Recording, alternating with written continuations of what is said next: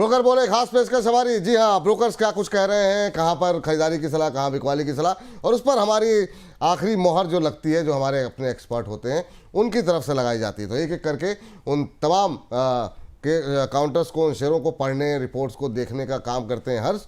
बताइए हर्ष। जी, यहाँ पर हम लोग पहली कंपनी कवर कर रहे हैं CESC। और अगर हम लोग बात करें तो यहाँ पे कैलकटा इलेक्ट्रिसिटी सर्विस कॉर्पोरेशन है। यहाँ पे नुवामा की रिपोर्ट है, खरीदारी की सलाह 200 रुपये के इन्होंने यहाँ पे टारगेट्स दिए हैं।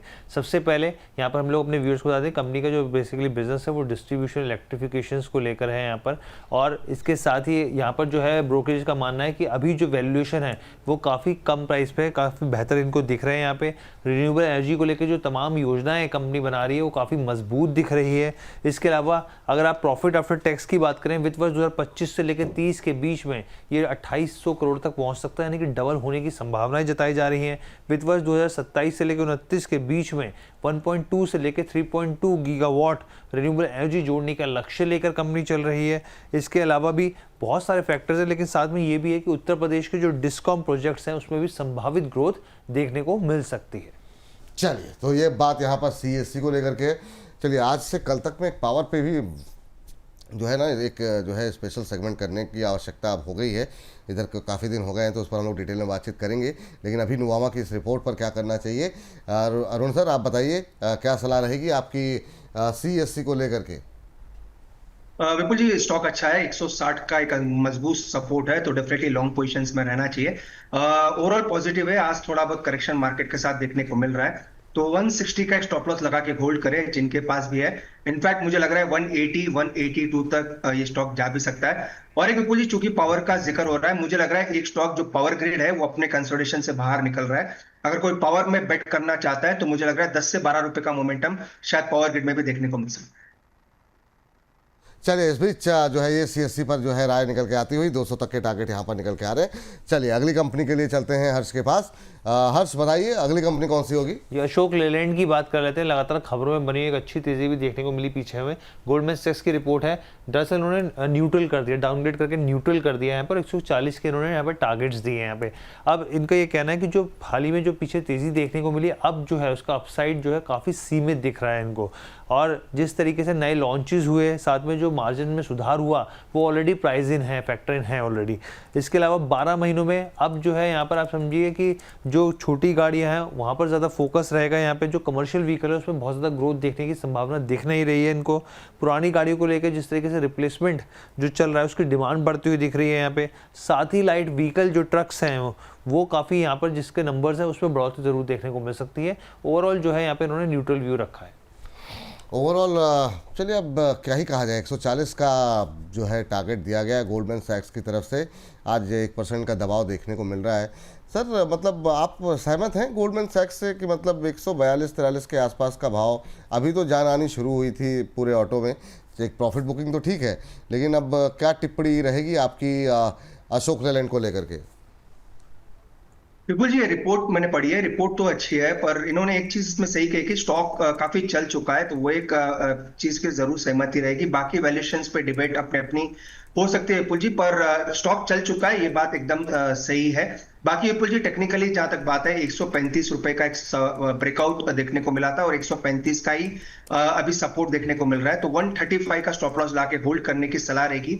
विपुल जी, एक चीज सबको ध्यान रखनी है, जिन्होंने भी 135 के ऊपर बाय किया है ब्रेकआउट के ऊपर, एंट्री तो काफी अच्छी है नो डाउट, पर एक ही चीज का ध्यान रखें, 135 के ऊपर अगर ब्रेकआउट सस्टेन नहीं करता है, देन कंसोलिडेशन में स्टॉक जा सकता है, तो होल्ड करें जिनके पास भी है। फिलहाल एग्जिट करने की सलाह नहीं है क्योंकि टेक्निकली मजबूत है, पर 135 का एक स्टॉप लॉस जरूर मेंटेन करना चाहिए। जी चलिए, चलिए अमित जी हमारे साथ जुड़ चुके हैं।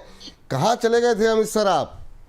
मुझे लगा शो खत्म। अरे मतलब आपको बिना डिस्क्लोजर लिए थोड़ी जानने देंगे सर, और थोड़ा मतलब इतनी जल्दी, थोड़ा अभी तो बातचीत का सिलसिला शुरू हुआ। चलिए 2-3 मिनट हैं अभी हमारे पास, तो अभी 2 काउंटर बाकी हैं, तो उस पर आपसे डिस्कस करते हैं और एक व्यू आपका जान लेते हैं इस पर भी। आपका जरा क्या व्यू रहेगा सर अशोक लेलैंड को लेकर के? अभी बातचीत हम कर रहे थे, 140 का टारगेट दिया गया गोल्डमैन सैक्स की तरफ से, कोई टिप्पणी रहेगी आपकी गोल्डमैन सैक्स पर इस काउंटर को लेकर के? सर अशोक लेलैंड ऑलरेडी 141 के आसपास अभी चल रहा है, ये सर अभी तो इसका एक्सपांशन आया हुआ है, बढ़िया लग रहा है काउंटर। आने वाले टाइम पर सर मुझे ये 170 तक तो कम से कम दिख रहा है, लेकिन ये इमीडिएटली नहीं होगा, इसमें टाइम लगेगा, एक्यूमुलेट होकर आगे बढ़ना चाहिए। चलिए, तो ये बात गोल्डमैन सैक्स को लेकर के निकल के आ रही है। चलिए अगली कंपनी के लिए चलते हैं हर्ष के पास। हर्ष बताइए। श्री लोटस डेवलपर्स की बात कर रहे थे और जब इसका आईपीओ आया था हम लोगों ने इसका आईपीओ भी कवर किया था। अब यहाँ पर जो है मोतीलाल ओसवाल की रिपोर्ट आई है, खरीदारी की सलाह दी और 250 रुपये के लक्ष्य दिए। एक अच्छी अपसाइड इनको दिख रही है यहाँ पे। इनका एक कहना है कि मुंबई में रीडेवलपमेंट की स्टोरी में एकदम सटीक बैठता है स्टॉक। काफ़ी ज़्यादा इसमें आप देखिए कि इस सेक्टर पर काफ़ी ज़्यादा फोकस भी है कंपनी का और सफल कंपनी है ये। इसके अलावा एसेट लाइट मॉडल है जो और संभावना को अपग्रेड करता है यहाँ पर। अगर मजबूत यहाँ पे कलेक्शन की बात करें, अच्छे मार्जिन्स की बात करें, एक अच्छा मुनाफा भी यहाँ पर देखने को मिल सकता है। यहाँ पे वित्त वर्ष 2025 से लेकर 28 के दौरान यहाँ पे प्री सेल्स में अगर कैगर के हिसाब से, कंपाउंड एनुअल ग्रोथ रेट के हिसाब से देखें तो 129% का जंप यहाँ पर एक उम्मीद जताई जा रही है। वित्त वर्ष 2028 के तक यहाँ पर 2.16 अरब तक यहाँ पर आप देखिए पहुँचने के साथ ही यहाँ पे जो रेवेन्यू कैगर है वो 58% का जंप यहाँ पर भी आ सकता है। रिटर्न ऑन इक्विटी की बात करें या फिर रिटर्न ऑन कैपिटल एम्प्लॉयड की बात करें तो उसमें भी 26% तक की उम्मीद जताई जा रही है तेजी। चलिए, लोटस डेवलपर्स पे निगाहें रखनी होंगी आपको। 250 रुपये तक के टारगेट यहाँ पर निकल के आ रहे हैं। अरुण सर, आप देखिए जरा लोटस डेवलपर्स कैसा लग रहा है आपको? क्योंकि जो टेक्निकल डेटा काफी कम है, पर जितना भी डेटा अवेलेबल है काफी स्ट्रॉन्ग नजर आ रहा है, क्योंकि ऑलमोस्ट अगर आप देखें तो अगस्त के हाईज अब निकालने की कोशिश कर रहा है जो कि 197 के आसपास है। तो अगर इसको बेट करना चाहें तो डेफिनेटली कर सकते हैं। 190 का स्टॉप लॉस लगा के इसमें लॉन्ग साइड भी बेट करें। 215 तक के टारगेट्स इसमें आ सकते हैं। टेक्निकली ज्यादा डेटा अवेलेबल नहीं है, पर जितना भी प्राइस वॉल्यूम एक्शन हुआ है मुझे लग रहा है पॉजिटिव साइड नजर आ। चलिए, तो यहाँ पर जो है 250 तक के टारगेट दिए जा रहे हैं इनकी तरफ से। अरुण सर की राय ले ली गई और अब आज के आखिरी काउंटर पे बात कर लेते हैं अमित सर से। बताइए आज की आखिरी कंपनी कौन सी होगी? इंडसइंड बैंक की हम लोग यहाँ पे बात कर रहे थे। इंडसइंड बैंक को लेकर अगर हम लोग बताएं तो आप ये देखिए यहाँ पे सिटी की रिपोर्ट है, बिकवाली की सलाह है, 765 रुपये के इन्होंने लक्ष्य दिए हैं। इनका सबसे पहले यहाँ पर ये कहना है कि जो सीईओ और सीएफओ के बाद अब यहाँ पर जो है ये एग्जीक्यूटिव डायरेक्टर्स के लेवल्स की यहाँ पे नियुक्ति होती हुई दिखेगी। उसके ऊपर पदों पर फोकस किया जा रहा है यहाँ पे लगातार। माइक्रो फाइनेंस इंस्टीट्यूशन की बात करें यहाँ पर तो स्लीपेज जो है वो काफ़ी ऊंचा है यहाँ पर और आने वाले क्वार्टर्स में धीरे धीरे करके यहाँ पर सुधार देखने को मिल सकता है। इसके अलावा क्रेडिट कॉस्ट जो है यहाँ पर वो भी राइट ऑफ के समय पर निर्भर करेगा किस तरीके की स्थिति देखने को मिलती है। व्हीकल फाइनेंस जो है यहाँ पर इनका सेगमेंट उसमें कमजोरी है, माइक्रो फाइनेंस में कमजोरी है यहाँ पर, लेकिन रिटेल और कॉर्पोरेट की वजह से यहाँ पर स्थिति जो है वो थोड़ी बहुत जो है फिजिबल होती हुई दिख रही है। यहाँ पे Q1 में यहाँ पर जो है इनकम गिरी है। अब आगे भी जो है यहाँ पर देखना होगा कि किस तरीके से जो बैंक है वो रिएक्ट करता है या फिर उसके नंबर्स किस तरीके से आते हैं। चलिए, तो ये बात जो है इंडसइंड बैंक को अभी 765 तक के यहाँ पर जो है लक्ष्य नीचे की तरफ देखने को मिल सकते हैं, ये कहा गया है यहाँ पर सिटी की तरफ से। सर आप सहमत हैं इससे अमित जी, इस टिप्पणी से जो सिटी की तरफ से की गई है? नहीं सर, मैं सहमत नहीं हूं, क्योंकि जब इसका नेगेटिव न्यूज आया था तब सर बाजार 1400 रुपए से कंटिन्यू टूटना चालू किया था, 950 पे रुका था। उसके बाद पब्लिक के पास ये न्यूज आई थी कि भैया 1400 रुपए का स्टॉक 950-900 हो गया है। तो और उसके बाद से सर कंटिन्यू जो जनता है, जनता जहां होती है वहां यूजुअली पैसा बहुत कम बनता है। तो ये शॉर्ट टर्म के टारगेट से ठीक है 800 850 तक दिख सकता है, लेकिन अगर इसको बहुत बड़ी वेल्थ क्रिएशन के साइड में जाना है तो इसको सर 1000 रुपए के आंकड़े को काटना पड़ेगा। हालांकि 1000 का आंकड़ा यहाँ से बहुत दूर है, लेकिन जब तक 1000 का आंकड़ा ना कटे तब तक इसको सिर्फ मोमेंटम की तरह एंजॉय करना चाहिए। मुझे ऐसा लगता है सर अभी इसका प्रीवियस लो लगा हुआ है 612-13 रुपए के आसपास का, वो एक बार कट सकता है 505-510 के आसपास एक वैल्यू बाय मिल सकता है। तो यहाँ पर हाथ जला के फायदा नहीं है, अननेसेसरी लड्डू हाथ में पड़ जाएगा, फिर लड्डू खाया नहीं जाएगा। उससे बेहतर है कि या फिर ब्रेकआउट आ जाए उसके बाद एंट्री करें या फिर और सस्ता होने की उम्मीद करें।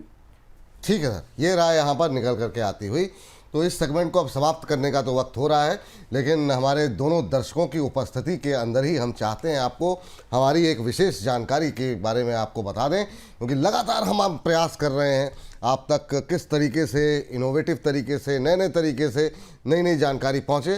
तो जिस तरीके से सोने में धुआंधार रैली देखने को मिल रही है, तो आपको बता दें कि अगर आप गोल्ड ज्वेलरी खरीदना चाहते हैं या फिर गोल्ड में इन्वेस्टमेंट करना चाहते हैं लेकिन ऊंचे भाव से डर रहे हैं, तो आप हमारे एक्सपर्ट की सलाह ले सकते हैं। और दिवाली और धनतेरस से ठीक पहले 11 अक्टूबर को हम कर रहे हैं गोल्ड पर वेबिनार। जी हाँ, पहला वेबिनार हमारा गोल्ड को लेकर के हो रहा है। जिस तरीके से वेबिनार के अंदर धुआंधार जो है एक तेजी देखने को मिल रही है, जिसमें गोल्ड के मार्केट के तमाम दिग्गज हमारे साथ जुड़ेंगे। इस वेबिनार में आपको पता चलेगा गोल्ड की तेजी टिकाऊ है या फिर ये बबल है। आप जानेंगे कि निवेश के लिए डिजिटल गोल्ड खरीदना कितना सुरक्षित है, गोल्ड में ट्रेड को लेकर के सही स्ट्रेटजी क्या होनी चाहिए। इस कार्यक्रम में तमाम गोल्ड ज्वेलर्स जो हमारे दर्शक हैं वो भी जुड़ सकते हैं। उन्हें दरअसल ये पता लगेगा कि इस गोल्ड में हेजिंग करनी भी चाहिए या फिर नहीं, और हेजिंग करनी है तो कहाँ करनी है, कैसे करनी है, किस तरीके से आपको इसका मैक्सिमम यूटिलाइजेशन आप कैसे कर सकते हैं। इस प्रोग्राम में आपको पहले से रजिस्टर अपने आप को करना पड़ेगा। रजिस्ट्रेशन के लिए आपको एक धनराशि भी देनी पड़ेगी, और उसके लिए एक तो आप डिस्क्रिप्शन बॉक्स में जाकर के आप क्लिक कर सकते हैं दिए गए लिंक पर, और साथ ही साथ ये QR कोड आपकी स्क्रीन पर दिया गया है, इसको स्कैन करके भी आप रजिस्ट्रेशन कर सकते हैं। अभी स्कैन अगर आप नहीं कर पा रहे हैं, प्रोग्राम खत्म होने के बाद दोबारा पीछे जा करके फिर से स्कैन कीजिएगा। तो स्कैन कीजिए, जुड़िए। 2000 रुपये की एंट्री फीस को हमने सिर्फ 1000 रुपये कर दिया है।